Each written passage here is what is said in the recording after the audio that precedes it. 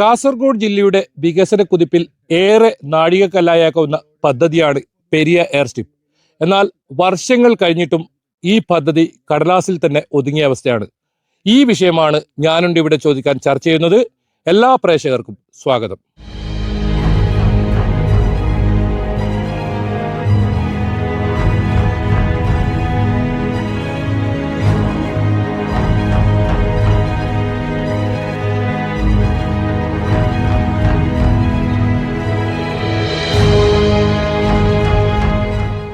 ഈ വിഷയത്തിൽ പ്രതികരിക്കാൻ നമ്മോടൊപ്പം ജനപ്രതിനിധികളുണ്ട്, പ്രദേശവാസികളുണ്ട്.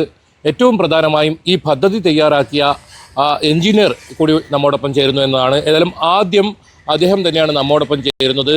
ജോസ് കൊച്ചുകുന്നേൽ, റിട്ടയർഡ് സർക്കാർ ഉദ്യോഗസ്ഥൻ കൂടിയാണ് അദ്ദേഹം. നിരവധി ഇത്തരത്തിലുള്ള പദ്ധതി തയ്യാറാക്കിയ ഒരാൾ കൂടിയാണ് അദ്ദേഹം. അദ്ദേഹം തന്നെയാണ് ആദ്യം നമ്മോടൊപ്പം ചേരുന്നത്. ഈ പെരിയ എയർ സ്ട്രിപ്പ് എന്തായിരുന്നു ഈ പദ്ധതി? എങ്ങനെയായിരുന്നു നിങ്ങൾ ഒരു ആശയം? ഈ പെരിയ എയർ സ്ട്രിപ്പ് 2011 അതൊരു പദ്ധതിയായിട്ട് സർക്കാർ കൊണ്ടുവന്നതാണ്. ആ പദ്ധതി ആക്ച്വലി എന്തിനാണെന്ന് ചോദിച്ചാൽ ടൂറിസ്റ്റുകളെ ഹെലിപ്പാഡ് മുഖാന്തരം ഇറക്കുക, ടൂറിസം വികസനത്തിൻ്റെ ഭാഗം മാത്രമാണ്. അതിന് മുന്നോടിയായി 2011 സിയാലിന് ഈ പ്രോജക്റ്റ് ഫീസിബിലിറ്റിക്ക് വേണ്ടി കൊടുക്കുകയും സിയാൽ വന്ന് അവിടെ ക്യാമ്പടിച്ച് 2 വർഷത്തോളം ഏകദേശം 10 ലക്ഷം രൂപയോളം മുടക്കി അവിടെ ക്യാമ്പടിച്ചു, പ്രവർത്തനം തുടങ്ങി. അവരവിടെ ശരിക്കും സർക്കാരിൻ്റെ കസ്റ്റഡിയിൽ ഒരു 30 ഏക്കർ സ്ഥലം ഉണ്ടായിരുന്നു. അതുകൂടാതെ അതിൻ്റെ കൂടെ ഒരു 50 ഏക്കർ സ്ഥലം പ്രൈവറ്റ് ഹൗസസ് അവിടെ ഉണ്ടായിരുന്നു. അതവർ പ്രപ്പോസ് ചെയ്തു വെച്ച് അവർ തിരിച്ചുപോയി. പക്ഷേ അതിനുശേഷം അത് ഫീസിബിൾ അല്ല എന്നുള്ള ഒരു റിപ്പോർട്ടാണ് വന്നത്. കാരണം അത് ഫീസിബിൾ ആകത്തില്ല. നമ്മുടെ ഒരു സ്റ്റഡിയിൽ എൻ്റെ ഒരു പ്രശ്നം അത് ടൂറിസ്റ്റുകളെ മാത്രം ഇറക്കാൻ വേണ്ടിയിട്ട് ഒരു പദ്ധതി കൊണ്ടുവന്നാൽ എപ്പോഴാണ് എത്ര ടൂറിസ്റ്റുകൾ വരും, എങ്ങനെ ഇത് വയബിളാകും എന്നുള്ളത് പിന്നീടാണ് മനസ്സിലാകുന്നത്. 2015 ഞാൻ ഒരു ഓഗസ്റ്റ് സെപ്റ്റംബർ മാസം അന്നത്തെ മുഖ്യമന്ത്രിയായ ശ്രീ ഉമ്മൻചാണ്ടി സാറ് പെരിയ വന്നപ്പം ഞാൻ ഇങ്ങനെ ഒരു പ്രോജക്റ്റ് കൊടുത്തു. ഈ കാസർഗോഡ് ജില്ല ശരിക്കും ഒരു വികസന പാതയിലേക്ക് പോകണമെങ്കിൽ ജനങ്ങൾക്ക് എത്രയും പെട്ടെന്ന് എത്തിച്ചേരണമെങ്കിലും ഇവിടുത്തെ ജനങ്ങൾക്ക് അതിൻ്റെ ഗുണം, അതിൻ്റെ ബെനഫിറ്റ് കിട്ടണമെങ്കിൽ അതും മാത്രമല്ല കേരളം മൊത്തം ലിങ്ക് ചെയ്യുന്ന വിധത്തിലുള്ള ഒരു പ്രോജക്റ്റ്, അതായത് പെരിയ, വയനാട്, മൂന്നാർ, ശബരിമല, ഈ 3 ലൊക്കേഷൻ കാണിച്ചുകൊണ്ട് ഞാനൊരു പ്രോജക്റ്റ് റിപ്പോർട്ട് കൊടുത്തു. ഉമ്മൻചാണ്ടി മുഖ്യമന്ത്രി അന്നത് സ്വീകരിച്ചു, അത് വായിച്ചു. എന്നിട്ട് ഡെഫിനറ്റ്ലി 2016 ഒരു 10 കോടി രൂപ ഇതിനു വേണ്ടി സാങ്ഷൻ ചെയ്തിട്ടാണ് അദ്ദേഹം കഴിഞ്ഞത്. പിന്നെ ഈ പദ്ധതിയുടെ ഒരു പ്രത്യേകത എന്താണെന്ന് ചോദിച്ചാൽ കേരളത്തിലുള്ള ഏത് വ്യക്തിക്കും നിസ്സാര സമയം കൊണ്ട് മാക്സിമം 45 മിനിറ്റ് കൊണ്ട് ഈ പറഞ്ഞ സ്ഥലങ്ങളിൽ എവിടെയും, കേരളത്തിൽ എവിടെയും, അതുമാത്രമല്ല കേരളത്തിന് പുറത്ത് ബാംഗ്ലൂർ, കോയമ്പത്തൂർ, ബോംബെ, പിന്നെ ഇൻ്റർനാഷണൽ കണക്ടിവിറ്റി കിട്ടുന്നു. അതാണ് ഏറ്റവും പ്രധാനപ്പെട്ട വിദേശത്തൊക്കെ പോകുന്നവർക്ക്. അങ്ങനെ ഒരു പ്രോജക്റ്റ് സമർപ്പിച്ചു. അത് 2016 അന്ന് ശ്രദ്ധിക്കണം, അന്ന് പ്രത്യേകിച്ച് ഏവിയേഷൻ നിയമത്തിലെ മിനിമം ഒരു കമ്പനിക്കാർക്ക് മാത്രമേ കുറേ ഫ്ലൈറ്റുകളുണ്ട്, അവർക്ക് ഈ ചെറു വിമാനങ്ങൾ ഇടാൻ പറ്റുമോ. നരേന്ദ്രമോദിക്കോ പ്രധാനമന്ത്രിക്ക് ഞാനിത് കോപ്പി കൊടുത്തു. 2018 fortunately or what ever it may be അത് ഏവിയേഷൻ നിയമം മാറ്റം വന്നു. ആർക്കും ഫ്ലൈറ്റ് ഇടാം. എയർ സ്ട്രിപ്പ് ഉണ്ടെങ്കിൽ, ചെറു വിമാനത്താവളങ്ങളുണ്ടെങ്കിൽ ആർക്ക് ഫ്ലൈറ്റ് ഉണ്ടോ അവർക്കതിടും, ഗവൺമെൻറ്റിന് ടാക്സ് കിട്ടും. അത് അവരുടെ ഉത്തരവാദിത്തമാണ്. അങ്ങനെ ഒരു നിയമമാണ് ഇപ്പോൾ നിലവിലുള്ളത്. അപ്പോൾ ആ ഏവിയേഷൻ നിയമത്തിൽ മാറ്റം വന്നതോടുകൂടി ഇത് ഭയങ്കര ക്ലിക്കായിട്ടുണ്ട്. അപ്പോൾ അങ്ങനെ വന്ന് ഇത് 2016 പിണറായി സർക്കാർ വന്നു. ഞാൻ വീണ്ടും അതിനെ മോഡിഫൈ ചെയ്തൊരു പ്രോജക്റ്റ് റിപ്പോർട്ട് കൊടുത്തു. 2016 കൊടുത്ത പ്രോജക്റ്റിൽ 28% പ്രോഫിറ്റ്, PPP മോഡൽ എന്ന് പറഞ്ഞാൽ ഗവൺമെൻറ്റിന് ബാധ്യതയൊന്നുമില്ല. ഗവൺമെൻറ് ഒരു ചെറിയ പൈസ മാത്രം മുടക്കിയാൽ മാത്രം മതി, ഗവൺമെൻറ് ടാക്സ് കിട്ടും. PPP മോഡൽ 1.3 കിലോമീറ്റർ റൺവേ, അത്രയും വേണ്ടു. അങ്ങനെ ഒരു ലൊക്കേഷനാണ് ഈ പെരിയ എന്നുള്ളതാണ്. ആ 1.3 കിലോമീറ്റർ റൺവേയിൽ വിമാനത്താവളം നിർമ്മിച്ചാൽ നമ്മുടെ നാടിന് ടൂറിസവും ട്രാൻസ്പോർട്ടേഷനും എല്ലാത്തിനും ഗുണം കിട്ടുമെന്ന് പറഞ്ഞ് അതിന് പ്രോഫിറ്റ് സഹിതം ഞാൻ നമ്മുടെ ഇന്ന് ഭരിക്കുന്ന ഫസ്റ്റ് ടൈമിൽ മുഖ്യമന്ത്രിയുടെ ഓഫീസിൽ കൊടുത്തു. അതനുസരിച്ച് അവർ മുഖ്യമന്ത്രി ഇതിനെ ഒരു കംപ്ലീറ്റ് ഫീസിബിലിറ്റി സ്റ്റഡി നടത്തുന്നതിന് വേണ്ടി what is call KGN Nair captain തുമ്പി ഏവിയേഷൻ പ്രൈവറ്റ് ലിമിറ്റഡ് എന്ന കമ്പനിയെ ഈ പ്രോജക്റ്റ് റിപ്പോർട്ട് ഏൽപ്പിച്ചു. കളക്ടറും മറ്റ് ജില്ലാ അഡ്മിനിസ്ട്രേഷനും എല്ലാം ഇടപെട്ട് സർവേ നടത്തി. ആ സർവേയിൽ ഞാൻ മെൻഷൻ ചെയ്ത പോലെ ആ സ്ഥലത്തിനൊരു പ്രത്യേകത, ടെക്നിക്കലി ഹൈലി ഫീസിബിൾ ആകാൻ പറയാനുള്ള കാരണം ഹൈവേക്ക് അടുത്താണ്, മലയോര മേഖലയ്ക്ക് അടുത്താണ്, കാസർഗോഡ് ജില്ലാ ഹെഡ്ക്വാർട്ടേഴ്സിന് അടുത്താണ്, കാസർഗോഡ് ജില്ലയുടെ മിഡിലാണിത്. ആർക്കും എത്രയും പെട്ടെന്ന് എത്തിച്ചേരാൻ പറ്റുന്ന ഒരു സ്ഥലം. ഇത് വന്നു കഴിഞ്ഞാലുള്ള അഡ്വാൻറ്റേജ് ഈവൻ കാർഷിക മേഖലയിൽ ആ സമയത്ത് ഈ മലയോര മേഖലയിൽ ധാരാളം സ്ഥലം വാങ്ങി കൂട്ടിയവരുണ്ട്. പച്ചക്കറി ജൈവ കൃഷി ചെയ്തിട്ട് ഇതെല്ലാം സ്ഥലങ്ങളിൽ ഇമ്മീഡിയറ്റ് എത്തിക്കുക എന്നുള്ളതാണ്, അല്ലാതെ നശിച്ചു പോകാതിരിക്കാനായിട്ട്. അങ്ങനെയുള്ള ഒരു സംവിധാനം വരെ എത്തിയതാണ് ഇത് പ്രോജക്റ്റ് നടപ്പിലാകുമെന്നുള്ള ഒരു ധാരണ. നിലവിലെ ഒരു അവസ്ഥ എന്താണ്? എന്താണ് ഇതിനൊരു തടസ്സം ഇപ്പോൾ ഈ പദ്ധതി മുന്നോട്ട് കൊണ്ടുപോകുന്നത്? ഇപ്പോൾ തടസ്സം അത് പല പ്രാവശ്യം ബഡ്ജറ്റ്, അതാണ് ഇതിനകത്ത് പല പ്രാവശ്യം പല ഫൈനാൻഷ്യൽ ഇയറിലും ഇതിന് ബഡ്ജറ്റ് പ്രൊവിഷൻ കൊടുത്തിട്ടുണ്ട്. ഒരു പ്രാവശ്യം ഈ സർക്കാർ തന്നെ 20 കോടി കൊടുത്തു, ഒരു പ്രാവശ്യം 80 കോടി കൊടുത്തു. ഓരോ വർഷങ്ങളിലുള്ള ബഡ്ജറ്റിൽ കൊടുക്കുക. പക്ഷേ കഴിഞ്ഞ ബഡ്ജറ്റിൽ ഏതാണ്ട് ചെറിയൊരു പൈസ മാത്രമേ കൊടുത്തതായിട്ട് എൻ്റെ അറിവിലുള്ളൂ. അത് ഈ പദ്ധതി നിലവിൽ നിൽക്കുന്നതിന് വേണ്ടി മാത്രം. ഏതായാലും അത് ഉപേക്ഷിച്ചില്ല എന്നുള്ള ഒരു സന്തോഷ വാർത്തയാണ് കാസർഗോഡുകാരെ സംബന്ധിച്ചോളം. അതുമാത്രമേ ഇത് വയനാടുകാർക്കെല്ലാം ഗുണം. പക്ഷേ ഒരു കാര്യമുണ്ട്, ഈ പ്രോജക്റ്റിൽ ശബരിമലയിലും കൂടെ ഈ പദ്ധതി തുടങ്ങുകയാണെങ്കിൽ വലിയ പദ്ധതിയൊന്നും ചെയ്യേണ്ട ആവശ്യമില്ല. ചെറിയ വിമാനത്താവളം, ചെറിയ വിമാനത്താവളം എന്ന് പറഞ്ഞാൽ അതായത് ബിലോ 75 പീപ്പിൾ അത്രേ വേണ്ടു. 75 ആൾക്കാർ ഇരിക്കുന്നതിനാണ്. ചെലവ് എങ്ങനെയായിരിക്കും ഇതിൽ യാത്രാ ചെലവുകൾ? ഇതിന് യാത്രാ ചെലവ് ഇത് ഏറ്റവും നല്ലൊരു ഗുണപരമായ ഒരു പോയിന്റ് നമുക്ക് കിട്ടുന്നത് ഇത് ഉഡാൻ പദ്ധതിയിൽ ഉൾപ്പെടുത്തിയിട്ടുണ്ട് ഈ സ്കീം. സെൻട്രൽ ഗവൺമെൻറ് ഏവിയേഷൻ്റെ പ്രിലിമിനറി സാങ്ഷനും കൊടുത്തിട്ടുണ്ടെന്നാണ് എനിക്ക് കിട്ടിയ വിവരം. ഇത് വളരെ താല്പര്യമാണ് കാസർഗോഡ് ഈ പെരിയയിലുള്ളതിന്. സെൻട്രൽ യൂണിവേഴ്സിറ്റി ഉണ്ട്, ടൂറിസം ഹബ്ബാണ്, നമ്മളെ ഇൻ്റർനാഷണൽ ബേക്കൽ ടൂറിസ്റ്റ് കേന്ദ്രമുണ്ടല്ലോ. അതിങ്ങനെ നമ്മൾ കുറേ ടൂറിസത്തെ പറ്റി നമ്മളിപ്പം കുറേ വർഷങ്ങളായി കുറേ സിമ്പോസിയങ്ങൾ, കുറേ ചർച്ചകൾ, കുറേ ഡിബേറ്റ്സുകൾ ആർ ഗോയിങ് ഓൺ. ഇങ്ങനെ സംസാരിച്ചിട്ട് എന്താ കാര്യമുള്ള? ടൂറിസ്റ്റുകൾക്ക് വന്നു പോകാനുള്ള പ്രോപ്പർ ഫെസിലിറ്റീസ് വേണ്ടേ? 10-20 വർഷത്തോളമായി എയർപോർട്ട് സംബന്ധിച്ചിട്ട് സ്ഥലം ഒരു വില്ലേജ് ഓഫീസറെല്ലാം വന്ന് നോക്കിയതല്ലാണ്ട് അളന്ന് തരാൻ പറ്റാത്തൊരു സാഹചര്യമാണ്. അപ്പോൾ വീട്ടിൽ അച്ഛനും മക്കളും സുഖമില്ലാത്തൊരു ഇതാണ്. അപ്പോൾ ബാങ്കിലെല്ലാം ലോൺ എടുക്കണമെങ്കിൽ ഒരു ആധാരം വെച്ചിട്ട് അങ്ങനെ ഒരു ബുദ്ധിമുട്ടിനാണ്. പിന്നെ ST ആയതുകൊണ്ട് തന്നെ നമുക്ക് പഞ്ചായത്തിൽ നിന്നെല്ലാം ഒരുപാട് ആനുകൂല്യം കിട്ടുന്നുണ്ട്. പക്ഷേ അതിന് രേഖയോ കാര്യങ്ങളോ ഇല്ലാത്തതുകൊണ്ട് കഴിഞ്ഞ പ്രാവശ്യം വീട് പൊളിഞ്ഞുകൊണ്ട് എനിക്കിപ്പോൾ 1 ലക്ഷത്തോളം പൈസ ചിലവായി. പിന്നെ ഇത് വേണ്ടപ്പെട്ട പഞ്ചായത്തിലെല്ലാം ഞാൻ അറിയിച്ചില്ല, പ്രൊമോട്ടറെല്ലാം. അപ്പോൾ അവർ പറയുന്നത് സ്ഥലമില്ലാത്തതുകൊണ്ട് ആവില്ല. അങ്ങനെ ഞാൻ ഫിനാൻസിൽ നിന്ന് ലോൺ എടുത്തിട്ടാണ്. അപ്പോൾ കൂടുതൽ പലിശയും കാര്യങ്ങളെല്ലാം. ഇപ്പോൾ ഓട്ടോ ഓടിച്ചിട്ടാണ് ജീവിക്കുന്നത്. അപ്പോൾ ഓട്ടോ എല്ലാം വളരെ കുറവാണ്. അപ്പോൾ എല്ലാ ഇതുകൊണ്ട് മുമ്പോട്ട് പോകുന്നത്. അപ്പോൾ നമുക്ക് അതിന് സ്വന്തമായിട്ട് വീടും കിണറും എല്ലാ കാര്യങ്ങളെല്ലാം ആക്കിയിട്ടുണ്ട്, തെങ്ങ്. അപ്പോൾ അവർ പെട്ടെന്ന് ഒഴിഞ്ഞു കൊടുക്കണം എന്ന് പറയുമ്പോൾ വികസനത്തിന് വേണ്ടി ഒഴിഞ്ഞു കൊടുക്കാൻ തയ്യാറ് തന്നെയാണ്. അപ്പോൾ ഇല്ലെങ്കിൽ വേറൊരു സ്ഥലം അവർ തരാം. അത് തന്നെ ഇപ്പോൾ കുറേ പ്രാവശ്യമായി അവർ നോക്കി പോകുന്നല്ലാണ്ട് അതിന് യാതൊരു ഇത് അവർ പറയുന്നില്ല മറുപടി. ഇക്കാര്യത്തിൽ എന്താണ് ആവശ്യപ്പെടാനുള്ളത്? ആവശ്യപ്പെടാനുള്ളത് ഇപ്പോൾ പെട്ടെന്ന് ആടെ തന്നെ കിട്ടിയാൽ വീടെല്ലാം വളരെ മോശം രീതിയിലാണെന്നുള്ളത്. പിന്നെ മുമ്പോട്ട് പോകാൻ പറ്റുന്നില്ല. അപ്പോൾ പഞ്ചായത്തിൽ നിന്ന് ഒരു വീടെല്ലാം കിട്ടുവാണെങ്കിൽ അങ്ങനെയാണ് ഞാൻ ഇപ്പോൾ ആഗ്രഹിക്കുന്നത്. ഒരു 10 സെൻറ്റ് കിട്ടിയാലും മതി. പക്ഷെ അവർ ആളിന് തരാൻ തയ്യാറാകുന്നില്ല. പിന്നെ കുടുംബ സ്വത്തുണ്ട്, അതും അങ്ങനെ. എൻ്റെ രേഖകൾ നഷ്ടപ്പെട്ട് അതും കൊടുത്തിട്ടുണ്ട്. നമ്മൾ വീട് അതിൻ്റെ അടുത്തുണ്ടായി. നമുക്കിപ്പോൾ ഒഴിയുമ്പോൾ പെട്ടെന്ന് ഒഴിഞ്ഞിട്ട് പോകാൻ വേറെ സ്ഥലം കാണില്ല. ഒഴിഞ്ഞ് പോകണമെങ്കിൽ അങ്ങനത്തെ രസമാണ്. എന്താണ് നിങ്ങളോട് പറഞ്ഞത് ഈ സ്ഥലം? ഇല്ല, ഞങ്ങളൊന്നും ഇതുവരെ ഒന്നും പറഞ്ഞില്ല. അവർ ഇങ്ങനെ ഭീമതാളം വരുന്നതിനെ പറഞ്ഞിട്ടില്ല, പിന്നെ വേറെ ഒന്നും പറഞ്ഞില്ല. നിങ്ങളെ സ്ഥലം ഏറ്റെടുക്കുന്നുണ്ടോ? അല്ല, ഇല്ല, നമ്മളെ സ്ഥലം കുറച്ച് താഴാണ്. ഇവരെ വീടിൻ്റെ സ്ഥലം പോകുന്നതാണ്. 2006 അല്ലെങ്കിൽ 2009 കൂടി തന്നെയാണ് ഇതിൻ്റെ പ്രാരംഭ നടപടി അല്ലെങ്കിൽ പ്രാരംഭ പ്രവർത്തനങ്ങൾ ആരംഭിക്കുന്നത്.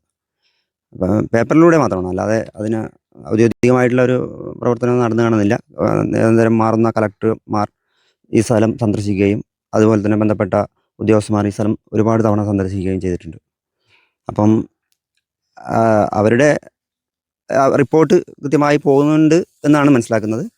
എന്നിരുന്നാലും അതിൻ്റെ പേപ്പേഴ്സും മറ്റു കാര്യങ്ങളും ആവാത്തത് കൊണ്ടുള്ള ചില പ്രശ്നങ്ങൾ, അത് നേരത്തെ പറഞ്ഞ പോലെ സെൻട്രൽ ഏവിയേഷൻ്റെ അനുമതി ലഭിക്കാത്ത പക്ഷമാകാം ഇതിന് തടസ്സമെന്നും ഈ സംസ്ഥാന കേന്ദ്ര ഗവൺമെൻറ്റുകൾ തമ്മിലുള്ള അല്ലെങ്കിൽ അഭിപ്രായ വ്യത്യാസങ്ങളും ചിലപ്പോൾ അതിന് കാരണമായേക്കാം എന്നുള്ള ഒരു സംശയം കൂടി ഞങ്ങളെ സംബന്ധിച്ചിടത്തോളം. പ്രത്യേകിച്ച് കാസർഗോഡ് ജില്ലയിൽ, അതായത് പെരിയക്ക് മാത്രമല്ല കാസർഗോഡ് ജില്ലയിൽ തന്നെ വലിയ തോതിൽ വികസന കുതിപ്പിന് നാഴികക്കല്ലാക്കുന്ന ഒരു പദ്ധതിയാണ്.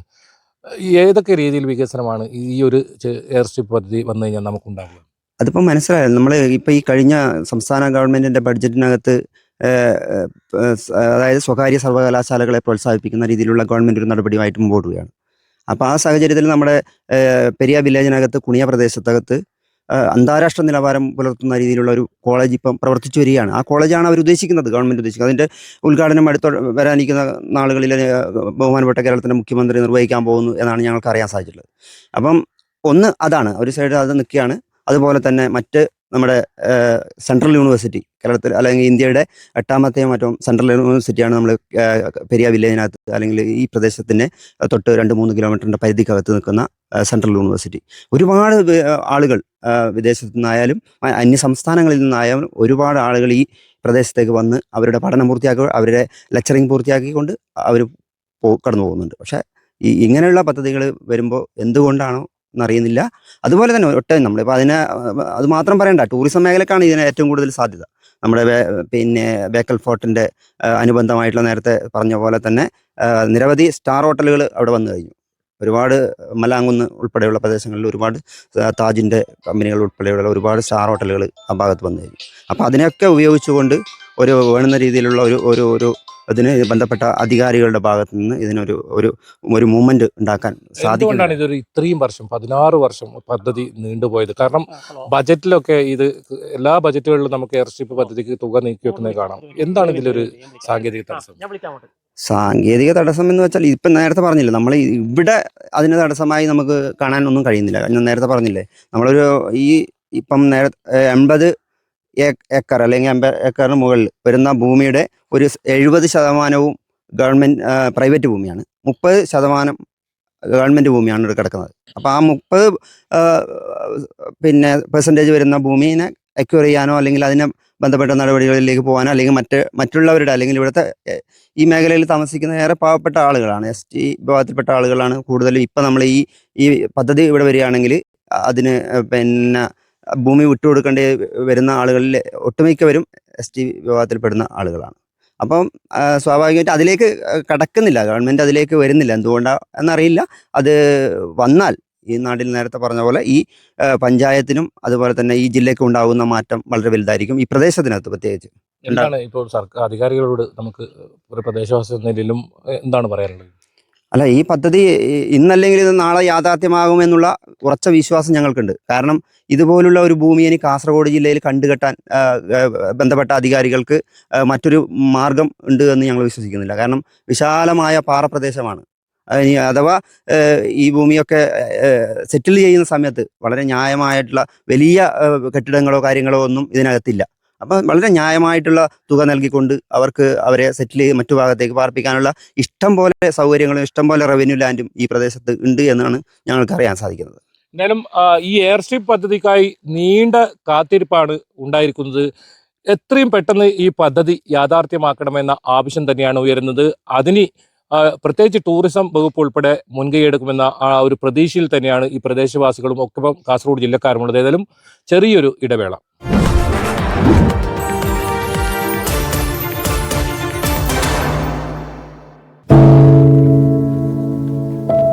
പെരുകുന്ന കുറ്റകൃത്യങ്ങളുടെ വാർത്തകൾ എല്ലാ ദിവസവും വായിച്ച് തളരുന്ന കാലമാണ് മാധ്യമപ്രവർത്തക എന്ന രീതിയിൽ ഇപ്പോൾ. അതിൽ മിക്കതിലും കാരണം ലഹരിയാണെന്നും പ്രതികളാകുന്നതും ഇരകളാകുന്നതും പുതിയ തലമുറയിലെ കുട്ടികളാണെന്ന് കൂടി പറയേണ്ടി വരുമ്പോൾ രക്ഷാകർത്താവെന്ന നിലയിൽ സമാധാനം പോലും കെട്ടുപോകുന്ന സമയമാണ്. ആരെയാണ് തിരുത്തുക? ആരെയാണ്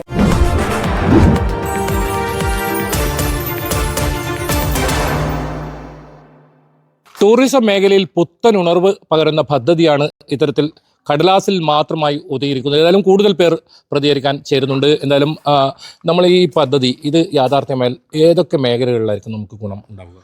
കാസർഗോഡ് ജില്ലയെ സംബന്ധിച്ചിടത്തോളം ഈ പദ്ധതി പൂർത്തീകരിച്ചാൽ ഒരുപാട് ഗുണങ്ങൾ ഈ മേഖലയ്ക്കുണ്ട്. കാരണം കാസർഗോഡിൻ്റെ ടൂറിസം മേഖലയിൽ തന്നെ വൻ മാറ്റങ്ങൾ സംഭവിക്കും എന്നതിൽ യാതൊരു തർക്കവുമില്ല. ഉദാഹരണമായി നമ്മുടെ ബേക്കൽ കോട്ട, റാണിപുരം, അതുപോലെ തന്നെ ഒരുപാട് സെൽഫ് ഫിനാൻസ് കോളേജുകൾ, ഒരുപാട് സെൻട്രൽ യൂണിവേഴ്സിറ്റിയെ പോലെ ഒരു വിദ്യാഭ്യാസ ഹബ്ബ് തന്നെയാണ് ഈ പെരിയ എന്ന് പറയുന്ന പ്രദേശം. അത് മാത്രമല്ല, ഏറ്റവും കൂടുതൽ നമ്മുടെ 5 സ്റ്റാർ ഹോട്ടലുകളുള്ളതും ലളിത്, അതുപോലെ തന്നെ മറ്റു താജ്, അതിനോടനുബന്ധിച്ച് ഇപ്പോൾ വന്നിട്ടുള്ള ഒരുപാട് ടൂറിസം മേഖലകളിൽ 5 സ്റ്റാർ ഹോട്ടലുകൾ സ്ഥിതി ചെയ്യുന്ന സ്ഥലമാണ് കാസർഗോഡ്. അപ്പോൾ ഇവിടുത്തെ ഒരുപാട് വിദേശികളും അതുപോലെ സ്വദേശികളുമായ ആൾക്കാർ ഇവിടെ വന്നു പോകുമ്പോഴും മംഗലാപുരത്തെയും കണ്ണൂരിൻ്റെയും എയർപോർട്ടുകളെ സ്വാധീനിക്കണമെന്നാണ് ഏറ്റവും വലിയ ഖേദകരമായ കാര്യം. അപ്പോൾ അന്ന് ഞാനിപ്പോൾ ഓർമ്മപ്പെടുന്നു, കേരളത്തിൻ്റെ അന്നത്തെ ടൂറിസം വകുപ്പ് മന്ത്രി ശ്രീ കോടിയേരി ബാലകൃഷ്ണൻ അവർകളാണ് പെരിയയിൽ ഇങ്ങനെ ഒരു പ്രപ്പോസൽ വെച്ചത്. അപ്പോൾ നമുക്കൊക്കെ വലിയൊരു പ്രതീക്ഷ ഉണ്ടായിരുന്നു. അദ്ദേഹത്തിൻ്റെ കാലഘട്ടത്തിൽ അദ്ദേഹത്തിൻ്റെ CPM-നകത്ത് ഏറ്റവും കൂടുതൽ സ്വാധീനമുള്ളൊരു ജനനേതാവായിരുന്നു. അപ്പോൾ അത് അദ്ദേഹത്തിന് ശേഷവും ഈ സർക്കാരുകൾ മാറി മാറി വന്ന് ചില ഫണ്ടുകൾ വെക്കുന്നു, അത് ലാപ്സായി പോകുന്നു അല്ലാതെ നാളിതുവരെ ഇതിൻ്റെ ഫലം കണ്ടതായി നമുക്ക് ആർക്കും തിരിച്ചറിയാൻ പറ്റാത്തൊരു സംഗതിയാണ്. പലപ്പോഴും നമ്മൾ പല ജനപ്രതിനിധികൾക്കും എഴുതി കേന്ദ്ര ഗവൺമെൻറ് ഉഡാൻ പദ്ധതിയിൽ ഉൾപ്പെടുത്തിക്കൊണ്ട് ഇതിനെ വികസിപ്പിച്ചെടുക്കണം, എന്നാൽ മാത്രമേ നാട്ടിന് നമുക്കൊരു ഗുണമേന്മയുള്ളൊരു പദ്ധതിയായി മാറ്റാൻ സാധിക്കുകയുള്ളൂ എന്നത് നമ്മുടെ ജനങ്ങളുടെ ഓരോരുത്തരുടെയും ആവശ്യമാണ്.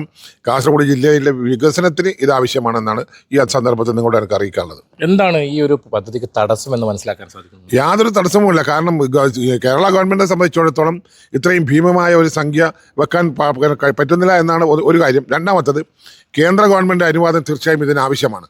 അപ്പോൾ നേരത്തെ ഞാൻ പറഞ്ഞ പോലെ ഉഡാൻ പദ്ധതിയിൽ ഉൾപ്പെടുത്താനും അത് സെൻട്രൽ ഗവൺമെൻറ് തീരുമാനം എടുക്കേണ്ടതാണ്. അതിന് എത്ര കണ്ട് കേരള സ്റ്റേറ്റ് ഗവൺമെൻറ് സ്വാധീനം ചെലുത്തിയെന്ന് നമുക്ക് പറയാൻ സാധിക്കുന്നില്ല. ഒന്നുകൂടി കേരള ഗവൺമെൻറ് അഭ്യർത്ഥിക്കാനുള്ളത്, ഏറ്റവും വലിയ പിന്നോക്കം നിൽക്കുന്ന കാസർഗോഡ് ജില്ലയുടെ വികസനത്തിന് വേണ്ടി സർക്കാർ ഇപ്പോൾ കാസർഗോഡ് പാക്കേജിനോടൊപ്പം തന്നെ ഇതും ഉൾപ്പെടുത്തി കൊണ്ടുപോകണമെന്നാണ് കേരള സർക്കാരോട് നമുക്ക് അഭ്യർത്ഥിക്കാനുള്ളത്. ഈ ജില്ലാ പഞ്ചായത്ത് ഒരു ഘട്ടത്തിൽ ബജറ്റിൽ ഇതിന് തുക വകയിരുത്തിയും വലിയ പ്രതീക്ഷയും ഉണ്ടായിരുന്നു. തദ്ദേശ സ്വയംഭരണ സ്ഥാപനങ്ങൾ വേണ്ട രീതിയിൽ ഇതിന് ഒരു മുൻകൈ എടുക്കുന്നില്ല എന്ന് തോന്നുന്നുണ്ടോ? തദ്ദേശ സ്വയംഭരണ സ്ഥാപനങ്ങൾക്കും ജില്ലാ പഞ്ചായത്തുക്കും ലിമിറ്റുകളുണ്ട്. അതാത് നാട്ടിൽ നിന്നെടുത്ത നികുതി പണങ്ങൾ കൊണ്ട് മാത്രമേ നമുക്ക് കൊടുക്കാനുള്ളൂ. ഇപ്പോൾ തന്നെ സർക്കാർ പദ്ധതിക്ക് ജില്ലാ പഞ്ചായത്തുകൾക്ക് പഞ്ചായത്ത് വിഹിതങ്ങൾ വെട്ടി കുറച്ചിരിക്കുകയാണ്. അതുകൊണ്ട് ഇത്രയും വലിയൊരു പ്രൊജക്റ്റുകൾക്ക് ജില്ലാ പഞ്ചായത്തും ഗ്രാമപഞ്ചായത്തും വിഹിതം വെക്കുന്നു പറഞ്ഞാൽ എനിക്കത് പൂർണ്ണമായും വിശ്വസിക്കാൻ സാധിക്കുന്നതല്ല. അതുപോലെ തന്നെ സജിത് ബാബു ജില്ലാ കളക്ടറായ സമയത്താണ് ഇതിനൊരു അനക്കമുണ്ടായത്. കേന്ദ്ര സംഘത്തിൽ നിന്നൊക്കെ സാഹചര്യം ഉണ്ടായിരുന്നു. ഉടൻ ആരംഭിക്കുമെന്ന രീതിയിലൊക്കെ പ്രചരണമായിരുന്നു. പിന്നീട് അത് പിറകോട്ട് പോകുന്ന ഒരു സാഹചര്യം.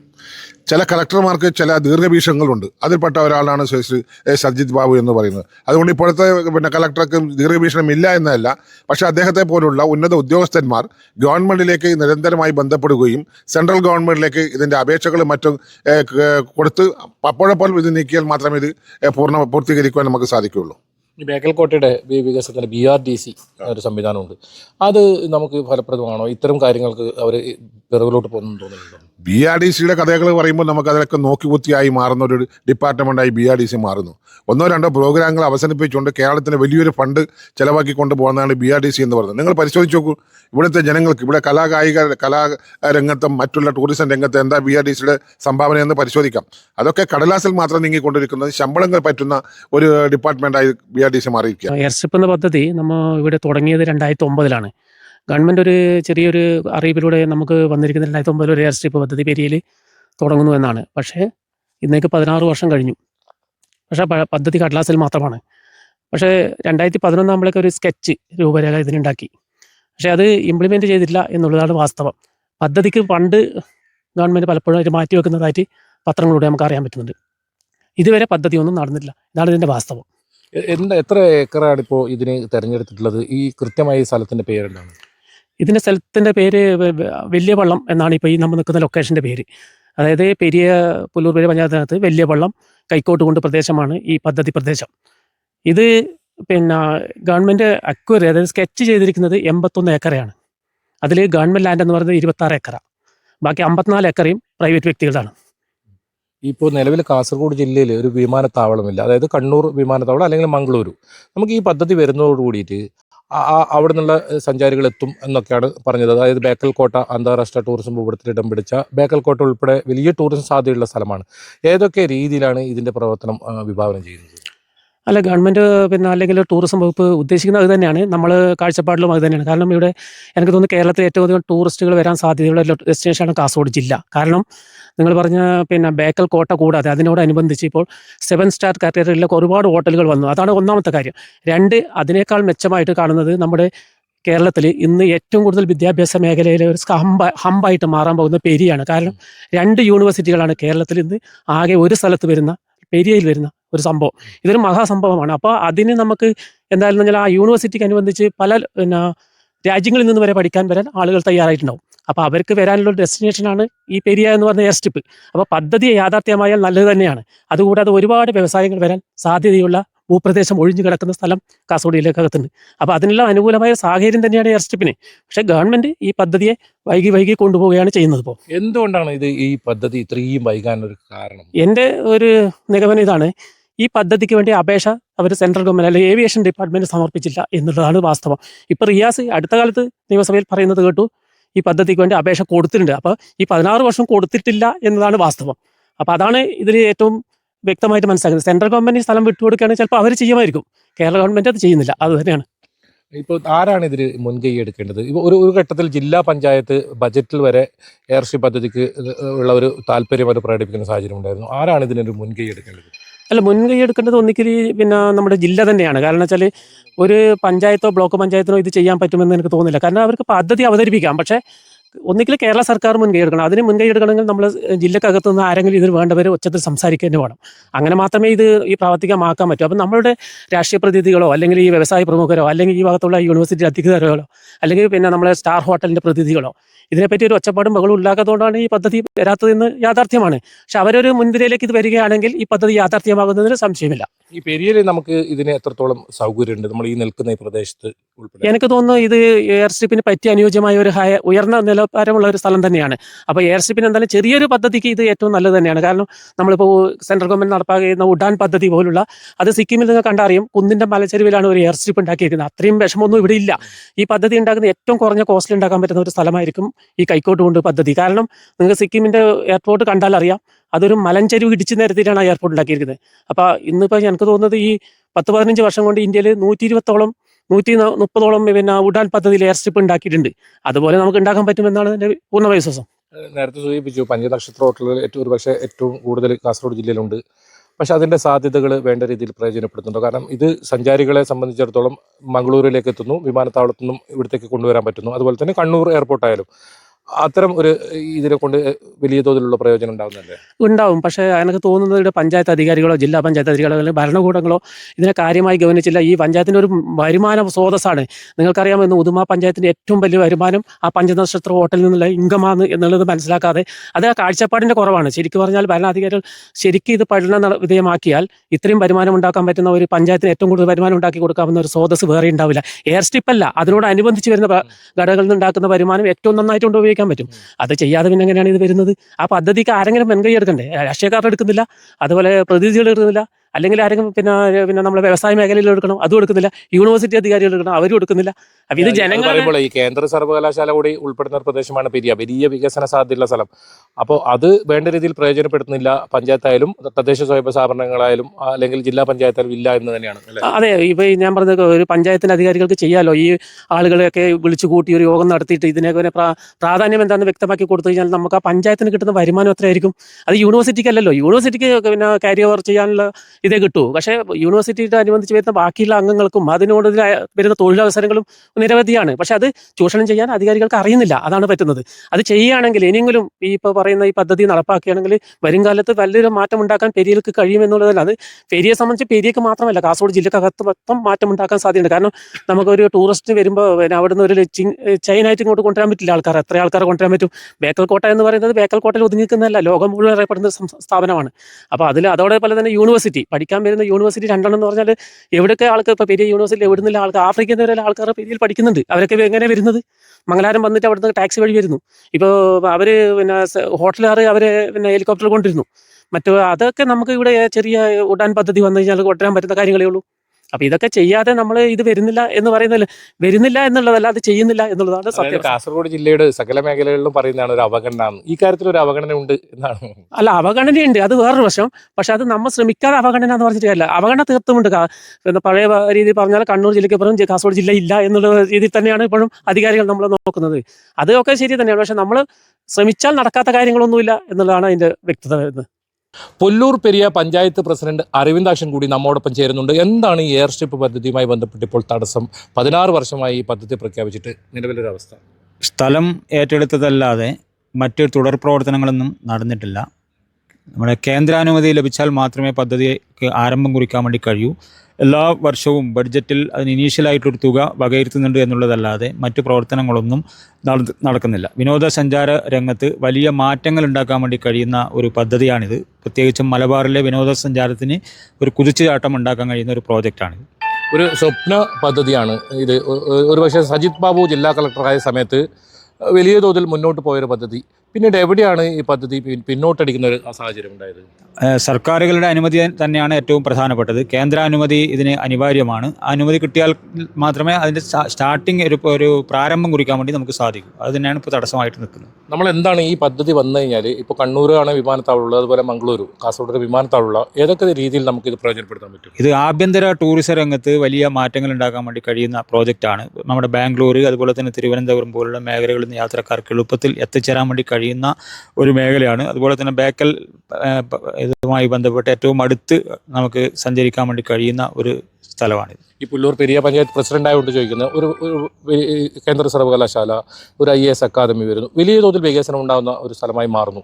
അപ്പോഴും ഈ പദ്ധതി യാഥാർത്ഥ്യമാകുമ്പോൾ അത് എത്രത്തോളം പ്രയോജനപ്രദമാകും? എല്ലാ അർത്ഥത്തിലും പ്രയോജനപ്പെടുന്നതാണ്. പ്രത്യേകിച്ചും പിന്നോക്കമായിട്ട് നിൽക്കുന്ന മലബാറിലെയും കാസർഗോട്ടെയും മേഖലയ്ക്ക് ഒരു പുതിയ മിനി എയർ സ്ട്രിപ്പ് വരിക എന്നത് തന്നെ ഒരു വലിയ കുതിച്ചുചാട്ടത്തിൻ്റെ തുടക്കമായിട്ട് മാറും. ഡൽഹിയിൽ നിന്നും അതുപോലെ തന്നെ മറ്റ് മേഖലകളിൽ നിന്ന് കേന്ദ്ര സർവകലാശാലയിലേക്കെല്ലാം വരുന്ന ആളുകൾക്ക് ഏറ്റവും ഉചിതമായിട്ടുള്ള, ഏറ്റവും അനുയോജ്യമായിട്ടുള്ളൊരു പദ്ധതിയായിട്ട് ഇത് മാറുമെന്നുള്ള കാര്യത്തിൽ ഒരു തർക്കവുമില്ല. ഈ തദ്ദേശ സ്വയംഭരണ സ്ഥാപനങ്ങൾ വിചാരിച്ചാൽ ഇത് പൂർത്തിയാക്കാൻ പറ്റില്ല. പക്ഷേ ആ ഭാഗത്തു നിന്നും നിങ്ങളുടെ ഭാഗത്തു നിന്നും ഇതിനൊരു സമ്മർദ്ദം അത് ഇപ്പോൾ നിലവിലുണ്ടോ? ഉണ്ട്. എല്ലാ കാലത്തും നമ്മൾ കൃത്യമായിട്ട് അതിൻ്റെ ഫോളോ അപ്പ് ചെയ്യുന്നുണ്ട്. അതിനാവശ്യമായിട്ടുള്ള നടപടികൾ തദ്ദേശ സ്വയംഭരണ സ്ഥാപനങ്ങളിലെ സാമ്പത്തിക സ്ഥിതി ഈ പദ്ധതി നടപ്പിലാക്കാൻ വേണ്ടി സാധിക്കില്ല. മറ്റ് സഹായങ്ങളൊക്കെ പഞ്ചായത്തിന് ചെയ്തു കൊടുക്കാൻ വേണ്ടി കഴിയും. അതുപോലെ തന്നെ സ്ഥലം, എത്രത്തോളം സ്ഥലം ഈ പ്രദേശത്തുണ്ട്? ഒരുപാട് സ്ഥലം നേരത്തെ ഏറ്റെടുത്തൊക്കെ ഉണ്ടായിരുന്നു. 343 ഏക്കർ സർവേ നമ്പറിലുള്ള ഭൂമി, മതിയായ ഭൂമി അവിടെ ഏറ്റെടുത്തിട്ടുണ്ട്. പിന്നെ കൂടുതലായിട്ട് സ്ഥലം ആവശ്യമില്ല. ബാക്കിയെല്ലാം സ്ഥലം സംബന്ധിച്ചുള്ള സ്കെച്ച് അടക്കം പൂർണ്ണമായിട്ട് ആക്കിയിട്ടുണ്ട്. ഇതെന്ന് യാഥാർത്ഥ്യമാവും? ആ രീതിയിൽ എന്തെങ്കിലും നമുക്കിപ്പോൾ പറയാൻ? അതെ, കേന്ദ്ര സംസ്ഥാന ഗവൺമെൻറ്റുകൾ ഇടപെട്ടാൽ വളരെ പെട്ടെന്ന് യാഥാർത്ഥ്യമാക്കാൻ വേണ്ടി കഴിയുന്നതാണ്. സംസ്ഥാന ഗവൺമെൻറ് പലപ്പോഴായിട്ട് ബഡ്ജറ്റിൽ ഇനീഷ്യലായിട്ടുള്ള തുക വകയിരുത്തിയിട്ടുണ്ട് എന്നുള്ളതല്ലാതെ തുടർ പ്രവർത്തനങ്ങൾ നടക്കുന്നില്ല. അതിന് പ്രത്യേകമായിട്ട് തടസ്സം കേന്ദ്ര വ്യോമയാന മന്ത്രാലയത്തിൻ്റെ ഒക്കെ അനുമതിയാണ്. അനുമതി കിട്ടിയാലുടൻ നമുക്ക് യാഥാർത്ഥ്യമാക്കാൻ വേണ്ടി കഴിയുമെന്നാണ് പ്രതീക്ഷിക്കുന്നത്. എന്തായാലും വടക്കൻ കേരളത്തിലെ തന്നെ ടൂറിസം വികസനം അത് വലിയ തോതിൽ ഉന്നതങ്ങളിലേക്ക് എത്താൻ സഹായിക്കുന്ന ഒരു പദ്ധതിയാണ് ഇത്തരത്തിൽ ഇഴഞ്ഞു നീങ്ങുന്നത്. എങ്ങും എത്താത്ത ഒരു സാഹചര്യമുള്ളത്. ഇതിന് സർക്കാരിൻ്റെ ഭാഗത്തുനിന്ന് ശക്തമായ ഇടപെടൽ, അതുപോലെ തന്നെ ടൂറിസം വകുപ്പിൻ്റെ ഭാഗത്തു നിന്നുമുള്ള ശക്തമായ ഇടപെടലും ഉണ്ടാകണമെന്ന ആവശ്യം തന്നെയാണ് വരുന്നത്. ഞാനുണ്ട് ഇവിടെ ചോദിക്കാൻ പൂർണ്ണമാവുന്നു. നന്ദി, നമസ്കാരം.